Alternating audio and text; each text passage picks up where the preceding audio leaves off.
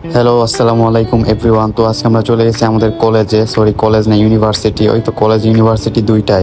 তো সব ডিপার্টমেন্ট মিলে আমাদের কলেজে একটা পিঠা উৎসবের আয়োজন করা হয়, আর আমরা সেটাতে আজকে চলে যাই সব ফ্রেন্ডরা মিলে। তো যাওয়ার পরে দেখি ভাই এত মানুষ, মানে এইবার মনে হয় প্রথমবার দেখলাম যে কলেজ ইউনিভার্সিটি সব মিলে আজকে সব চলে আসছে। মানে এত মানুষ আর দেখা যায় না কলেজে পরীক্ষার সময়, আর এই পিঠা উৎসবে দেখতেছি আজকে এত মানুষ। তো আমি এটা দেখে আমি ভাবতেছিলাম যে আমি একটা ছোটোখাটো ব্লগ করে ফেলি। তো আমি একটা ছোটোখাটো ব্লগ করে ফেললাম সব কিছু নিয়ে। তো এই যে দেখেন সুন্দর সুন্দর আপুরা পিঠা বিক্রি করতেছিল, আর আমরা এটা যে খাইতেছিলাম। আমি তেমন একটা খাই নাই, আমার সাথে আমার ফ্রেন্ডরা যারা আছে ওরাই খাইতেছিল। মোটামুটি ভালোই ছিল পিঠাগুলো, আর অনেক রকমের পিঠা ছিল এইখানে। আর এই যে দেখেন আমার বন্ধু রাতুল, ওই তো একদম অলরাউন্ডার, মানে সব জায়গাতেই আছে ওই। আর এখানে আমার সব ফ্রেন্ডরাই ছিল।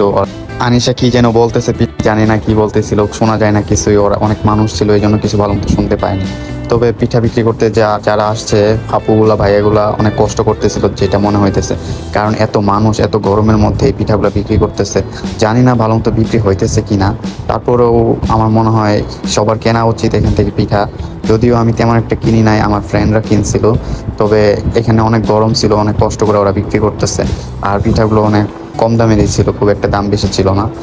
তো আমার আর ভালো লাগতেছিল না এই গরমের মধ্যে, ঠেলাঠেলির মধ্যে, ধাক্কাধাক্কির মধ্যে। বাইরে বাইরে দেখেন, আপনারা দেখেন কীরকম ঠেলাঠেলি করতেছিল। যদি মাঠের মধ্যে হয়তো অবশ্য ভালো হইতো পিঠার উৎসবটা, কিন্তু তা হয়নি। ওইখানে একদমই ভালো লাগতেছিল না, এই জন্য আমরা ক্লাসের মধ্যে চলে আসলাম। আর আমার বান্ধবীর সাথে একটু মজা করতেছি, কে কেমন করে ওরে বলতেছিলাম যে একটু কপি কর, আর ওইরকম করে কপি করতেছিল, আর আমরা হাসাহাসি করতেছিলাম এটার জন্য। তো আপনারা সবাই ভালো থাকবেন, আল্লাহ হাফেজ।